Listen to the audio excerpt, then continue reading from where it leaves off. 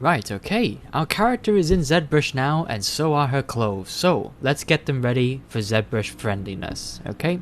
Let's start with the shirt, first of all. The shirt was, after all, the second garment we made, but the first garment we exported, and I believe has the most exciting folds, okay? Let's go ahead and solo that out so we can have a look at this. And yeah, it turned out pretty well. Now you can see there that the triangular mesh that's come in from Marvelous Designer, it's you might think that there are remeshing options in Marvelous Designer, and yes, that's true. There are remeshing options, but I've found that the more you change its topology from tries, the default tries, the more kind of issues you end up with on export. Like sometimes some of the stitching doesn't quite join together, and we'll probably see some of that in just a minute. So what we're going to do is we're going to remesh all of this. So that is unfortunately going to destroy some of these lovely folds here, because of course we're going to replace all these tries here, these 43,500 odd tries, with possibly 20 to 30,000 squares, just so that we can sculpt it as a base level. Okay, so go over to geometry, go to ZRemesher, and you could just go ahead and try it out. We could have the target polygon count. You can be generous. We put it up to maybe 15k, and just leave adaptive size on 50, curve strength on 15, just see what it's like. Just go ahead and say curve strength, that's fine. Another thing you might want to do if you want to segregate any of these parts, I think you can go to, I think that's going to be a good idea. If you go to auto groups, you can see this is all one mesh, but if you go to auto groups with UV, it actually groups everything as it interprets what it thinks are UV coordinates as our patterns we laid out in Marvelous Designer. So if you ever want to have a garment that's in separate bits, as it is in Marvelous Designer, then you can auto group with UV. But I'm happy with it all just being one piece. Okay, so back to Geometry tab. Let's go ahead and hit ZRemesh, and we'll see what ZBrush does with it. Bit of thinking. So like I say, a lot of that detail will go, but we can restore it with ZBrush. Okay, so fingers crossed it keeps as much as it can.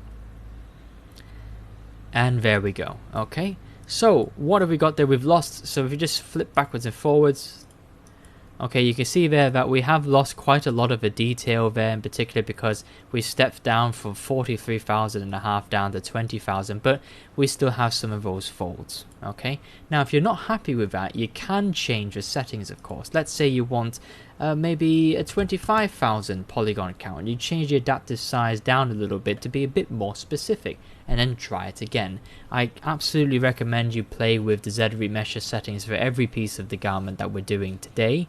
Okay, see which ones work out best. Your mileage will vary to mine because it won't have created exactly the same outfits, even though we followed the same steps. And okay, I have to say this is a little bit better. We have 25,000 polygons, but the forms and things here are good to go. I can see how it's retained a lot of the old forms that we had from Marvelous Designer. Okay, fantastic. Now there are some issues. Okay, you might be able to see some kind of sprinkling going on here, and what that is, unfortunately, especially if we smooth this out a bit, you'll be able to see, actually it's easiest to do it this way, divide. Now you see, as soon as you hit divide, this is the annoying thing that happens, is that wherever there was stitching is the potential for the garment to separate. Now this is happening here because remember we cross-stitched this as we developed this garment. Okay, now you can go back into Marvelous Designer and fix this, but I want to show you a way in ZBrush you can fix it, just in case you have this issue and you need a quick fix in ZBrush. Okay, now we're not really so bothered about whether this line is, you know, disappears or erodes, because we're going to go ahead and put it back in again. Okay, so what we can do is, let's go ahead and we'll use a mask here. We'll just draw a control, left click and drag a box, and we just want to go ahead and use the pinch tool. And our goal is with the pinch tool, wherever it is, where you're hiding, there you are. Okay, the goal with the pinch tool is to just try and get these polys as close together as each other as we possibly can. Okay, because what we're going to do now is we're going to go over to, well, actually let's flip it to the other side for now, and we do the same over here. Pinch them together. We'll try and pinch them as tightly together as we can. Now you see it is affecting some of the mesh, but not in a drastic way. Okay, there you go. And now what we can do is kind of get rid of the mask, we'll go to modify topology and we can weld points. Now you can change the weld distance as well, but let's see what happens if we just weld points by default. Okay, and then now we divide it, so there's still some points there. So let's increase weld distance by 2, we'll double it, weld the points and divide it again. We've still got some issues there. Okay, so let's be a bit more extreme. We'll weld the mesh, weld points, so we're getting a bit higher and higher, and you can see we're getting better and better results. So let's go up to 12. We'll weld those points, and then now it looks like it might have solved the issue.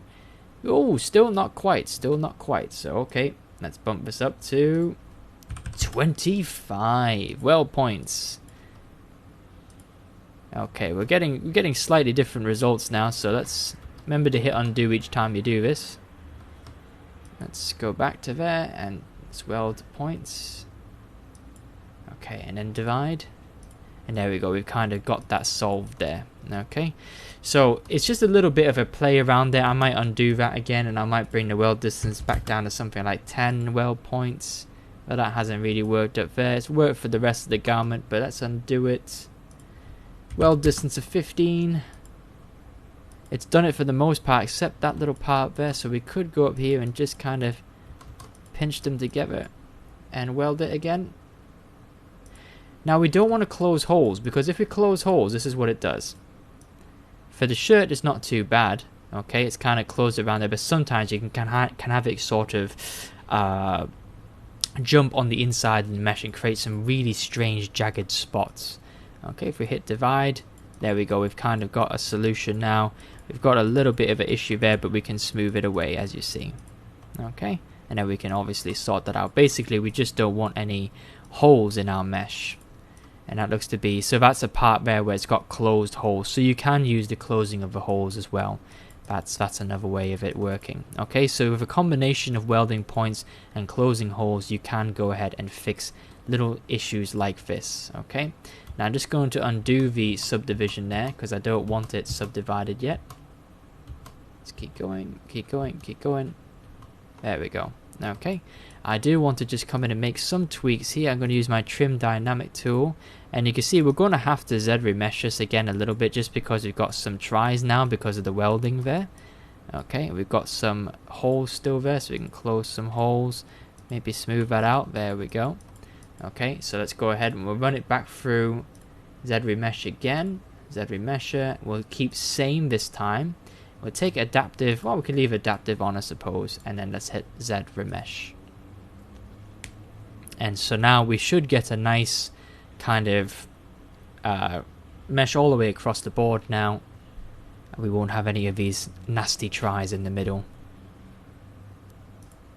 And there we go. Okay, now we still got a bit of an issue, haven't we? We've still got this strange part here. Now what we can do to fix that is we can use our move topological brush, which allows us to select different layers even if it's not a different poly group.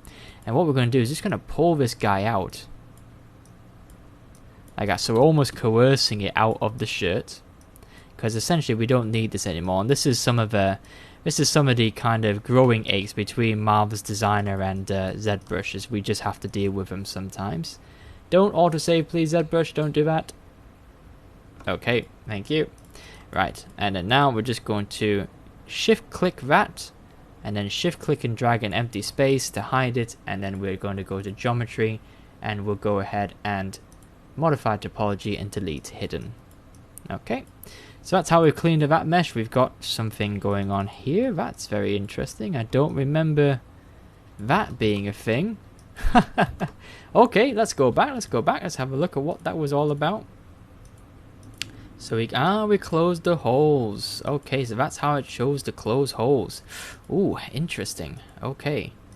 That is that's not what we quite wanted there. So okay, let's look at this. Let's look at this. We're here now, so it's a good job we can go back into history. So we can just, wow, we can just very much shrink it down a bit. So okay, we could just do that, just to kind of, and notice you can probably still hear I'm just using my mouse. I'm not using a stylus just yet. Okay. Alright, right, fantastic. So actually what I might just do, and I know this is a little bit unorthodox, but I think I will subdivide it once just to keep those creases and folds there, because we don't want to lose all of them. And we go back to ZRemesh, and let's say we'll just maybe we'll take that off, and we'll say target polygon counts. This is in the thousands, so let's say we'll go back to 30,000 as a target. Keep that adaptive size lower at 24. And then now let's go ahead and ZRemesh it and see what results we get. Okay, much better. Okay, so that helps. So that's a nice little trick as well if you want to keep some of those folds there. Subdivide it once and then kind of run it through ZRemesh. Let's have a look at our polys, and again we've got that little annoying part there, so we can pull that out with the move topological brush, as I'm doing right here. Okay, and now with something like that you can go down to polygroups, auto groups it, and it does separate it, but just in case it doesn't separate it, you can separate it manually by bringing it all the way there, out there. You can draw a mask box like that, and then you can go group masked, right, just in case polygroups doesn't detect it, and then you can just shift click on the part you want to keep, geometry, modify topology, and delete it from existence. And there you go, guys. Okay, so it's quite a lot of cleanup in terms of getting something usable in ZBrush from Marvelous Designer, but I think you'll agree that the Marvelous Designer component is worth it just to get those folds kind of informed from the early stage. Okay, so another thing we want to do here, we'll still on the shirt, we'll select the vest and we'll hide it for now, and we'll go back to the shirt subtool.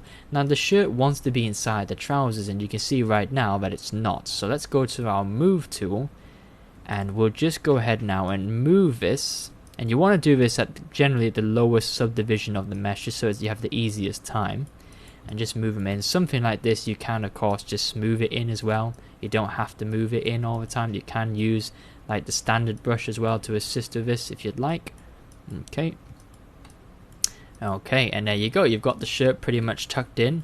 And if you want to be a bit fancy, you can go with the standard brush now and just do a quick kind of dirty push over there, and then actually maybe do a quick paint over there and just have it kind of bulge out a little bit more.